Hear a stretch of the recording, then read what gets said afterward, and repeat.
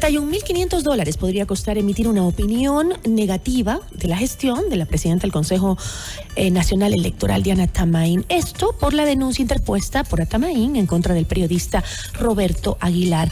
¿Acaso la opinión periodística todavía es judicializada en nuestro país? La entrevista a la carta, en diálogo directo con los protagonistas de los hechos. Nos acompaña Yanine Cruz, ella es presidenta del Consejo de Comunicación. Yanine, qué gusto, muy buenas tardes.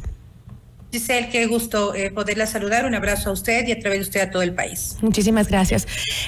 Yanine, la presidenta del Consejo Nacional Electoral, Diana Tamain, denunció ante el Tribunal Contencioso Electoral al periodista y cronista político Roberto Aguilar por presunta violencia política de género debido a una columna de opinión que cuestiona su trabajo en esa entidad. Dicha columna de opinión fue publicada en el Diario Expreso el 27 de julio de 2023 y se titula Diana, levántate y anda.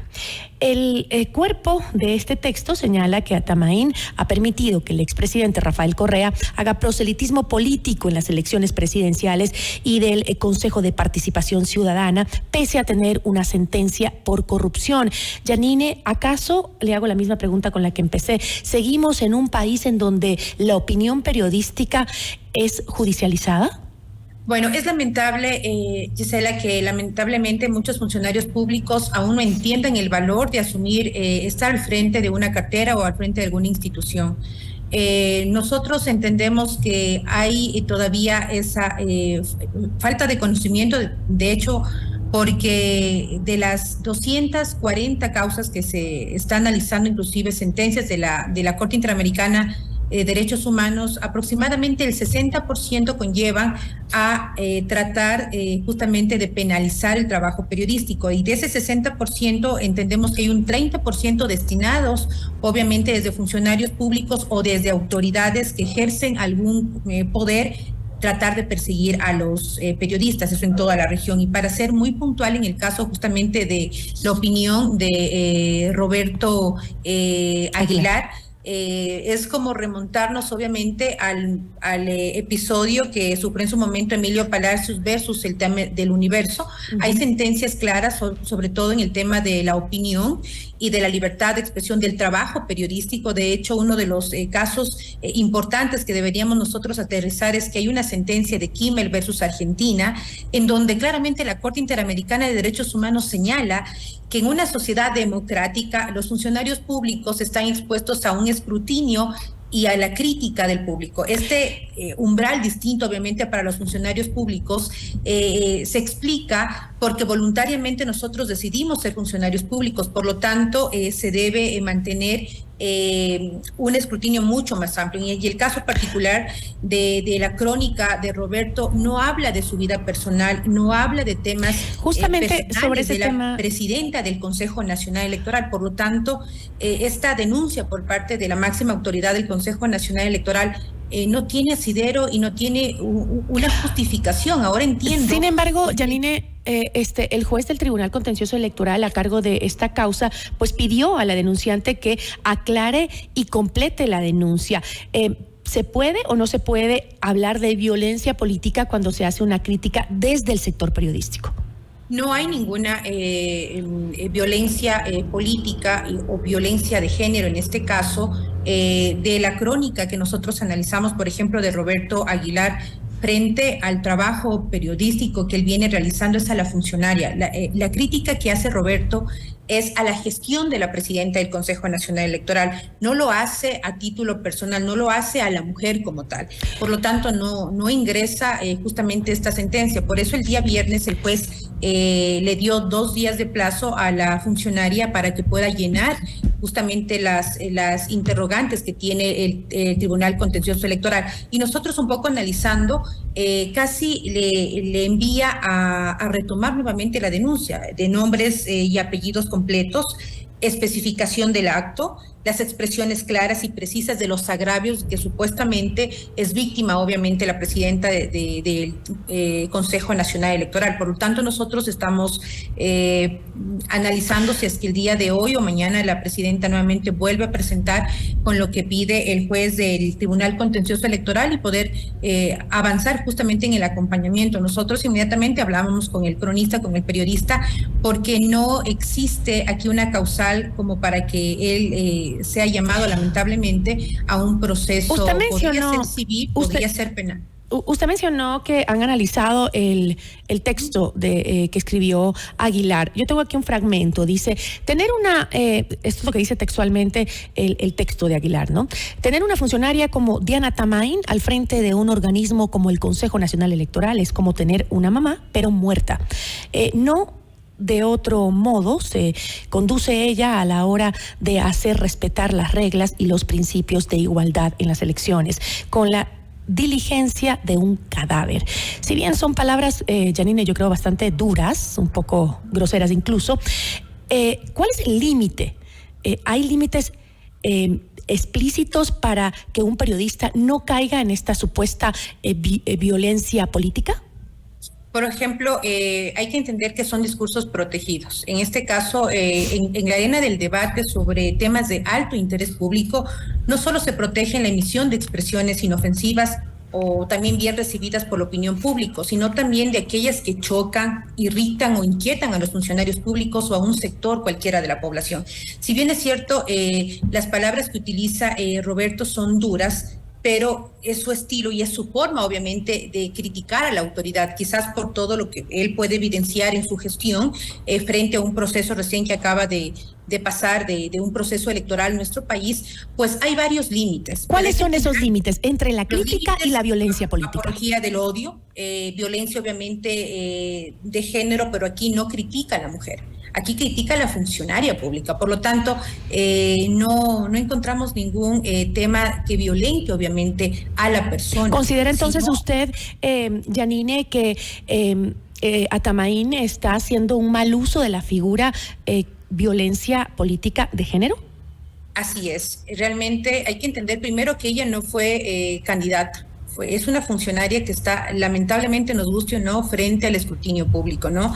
Esto no solamente lo digo yo, sino sentencias por parte de la Corte Interamericana de Derechos Humanos. De hecho, ya hubo también un fallo a favor del periodista Carlos Veras frente a una candidata a la Asamblea Nacional, donde también utilizaba el tema de violencia política. Y lamentablemente esto hace mucho daño a la lucha de muchas mujeres que han pasado años tratando de reformar el Código de la Democracia para poder tipificar justamente cuál es la violencia política. Y en este caso también hay que tener claro, cuando existen abusos o actitudes totalmente machistas, inclusive hay que recordar que hay sentencias por parte del Tribunal Contencioso Electoral que ha destituido alcaldes. Entonces sí nos llama realmente la atención de una funcionaria de alto rango que trate obviamente de convocar a un periodista por una infracción de violencia política que no tiene asidero. Primero, porque no fue candidata, y segundo, porque creo que después de lo que nos ha acontecido al Estado en pagar sobre todo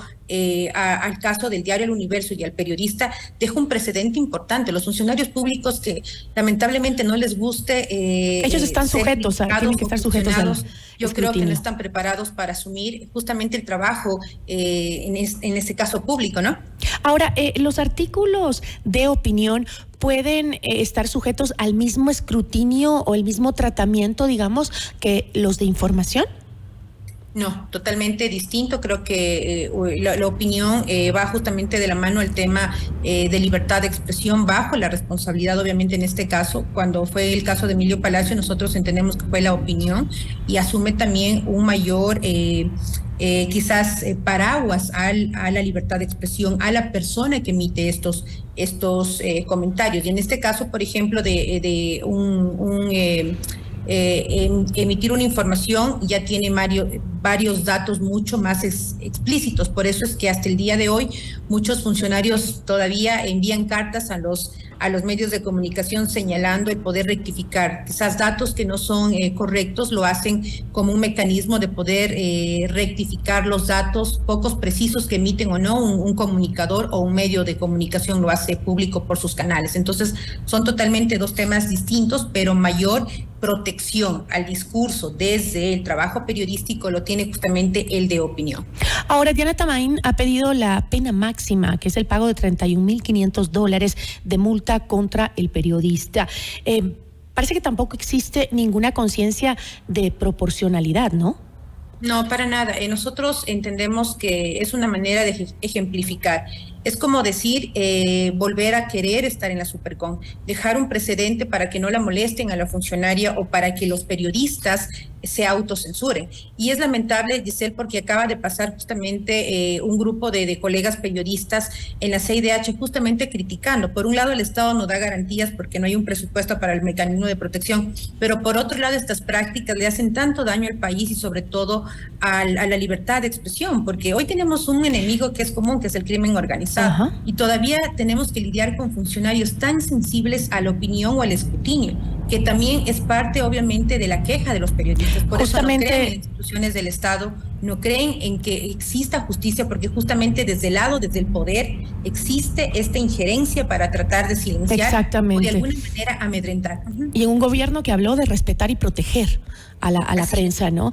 Justamente de esta audiencia de la CIDH, periodistas habían denunciado la falta de acciones de este gobierno, como usted lo mencionó, y de la seguridad que necesitamos los periodistas frente al quehacer de todos los días de esta bellísima pero preocupante profesión, ¿no? Por ejemplo, Carol Noroña fue la primera de 9 periodistas ecuatorianos que han salido del país por amenazas de muerte. En la audiencia, Noroña justamente había señalado que en 8 meses de exilio no tuvo ninguna respuesta del gobierno. Además, dijo que no confía en los mecanismos de denuncia del Estado porque las bandas narcodelictivas que la amenazaron y que suelen amenazar a los periodistas, pues tienen raíces justamente dentro de las instituciones públicas. ¿Estamos los periodistas en total indefensión frente a estas amenazas, no solamente de sectores oficiales, sino también del crimen organizado?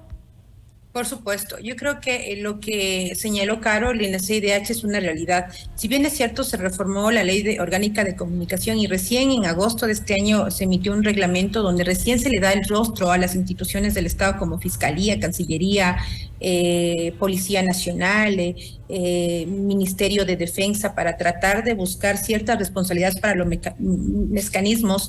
Yo creo que el peor daño que se le hizo es justamente no tratar de buscar esa independencia. Si bien es cierto, el Consejo ya no es directamente vinculante al Ejecutivo, sino es un cuerpo colegiado que tendrán la decisión los diferentes integrantes de poner, por ejemplo, a un nuevo representante. Ya hay la presencia de gremios y organizaciones de la sociedad civil. Por primera vez está presente, por ejemplo, los representantes de los medios de comunicación, que es importante. Uh-huh. Esto pasa porque en el caso de ella, por ejemplo, no confiaba en la policía. Uh-huh. Ella decía que obviamente si desde el Estado no hay garantías, si bien es cierto la ola de violencia ha crecido, no ha crecido presupuesto en las instituciones del Estado. Por ejemplo, en el tema de la Fiscalía. En el caso de testigos protegidos no se incrementó el presupuesto y los agentes fiscales siguen siendo los mismos cuando hay un sinnúmero de casos que se tienen obviamente que investigar. O en el caso, por ejemplo, del Consejo de Comunicación, si bien es cierto, es el ente encargado, pero nunca en la asamblea se analizó el caso de que venga el presupuesto correspondiente para poder dar la asistencia. En este caso, lo que se requiere es lo que hacen las organizaciones de la sociedad civil. Si mañana un periodista es amenazado y no quiere tener la asistencia policial, pues tiene que haber recursos sobre todo para poder trasladarlo de un país a otro hasta que pueda estar estable. Acaba de pasar con un colega de Pastaza, que él está en otro país y, oh sorpresa, estaba totalmente indocumentado. Por primera vez se logró a raíz del reglamento ya articular con la Cancillería. ¿Y cómo puede, Janine, cómo nos explicamos que este gobierno, que se llama defensor de la libertad de expresión, lo haga si cuando hay periodistas amenazados, ni siquiera, usted está hablando de presupuesto, pero ni siquiera hay pronunciamientos, Janine? Nosotros en este caso, por ejemplo, Gisela, tenemos todos los expedientes de todos los periodistas. Nosotros hemos enviado a la CIDH, a la CPJ, todos los expedientes y los números justamente de las agresiones. De hecho, hubo un acercamiento con la CIDH hace poco donde nuestra preocupación era, si bien es cierto, ya no estamos todavía con la mayoría de presión por parte de jueces que siguen persiguiendo a una ruta política para silenciar a un periodista, hoy tenemos un nuevo enemigo y que lamentablemente no estuvo el gobierno a las alturas, sobre todo de poder identificar primero lo que conlleva obviamente el Consejo de Comunicación, y ha sido muy crítica en este camino porque ningún gobierno creo que le ha dado la importancia al Consejo de Comunicación, una institución que jamás fue considerada, por ejemplo, para un debate serio en la Asamblea Nacional. Nosotros hemos pedido varias veces el poder ser escuchados, que gracias obviamente a esa presión, de hecho, de los propios gremios, es que se ha podido un poco plasmar la importancia del Consejo de Comunicación. Y segundo, no le dan la importancia a esa institución porque como es una institución súper pequeña, creen que el tema de los periodistas puede ser asumido oficialmente por la Fiscalía para investigación o el acompañamiento de la policía. Y esto va de la mano, porque si no tenemos mejores condiciones para la Fiscalía o desde la Dirección de Víctimas y Testigos, tampoco podemos dejar de lado criticar las falencias que uno identifica justamente en el Ministerio del Interior para dar el acompañamiento. Y segundo, si los periodistas no quieren tener la asistencia policial, que es evidente porque muchos de ellos dicen, yo siento que la policía está como para trasladar datos a las autoridades de cuáles son mis fuentes o cuál es mi trabajo de investigación, prefiero hacerlo con organismos internacionales. Y esto ha sido una de las debilidades lamentablemente del Consejo, y ojalá el presidente Noboa pueda entender y darle la importancia al tema de protección de periodistas. Primero porque las sentencias son clarísimas de la CIDH y el Estado tiene que estar comprometido a cumplirlas. Así que lo primero sobre todo en un momento como el que vivimos, Yanine. Así es. Yo le agradezco muchísimo, Yanine, por habernos acompañado. Muchísimas gracias. Un abrazo a usted. Muchas gracias. Igualmente. Nos acompañó Yanine Cruz, presidenta del Consejo de Comunicación. Notimundo a la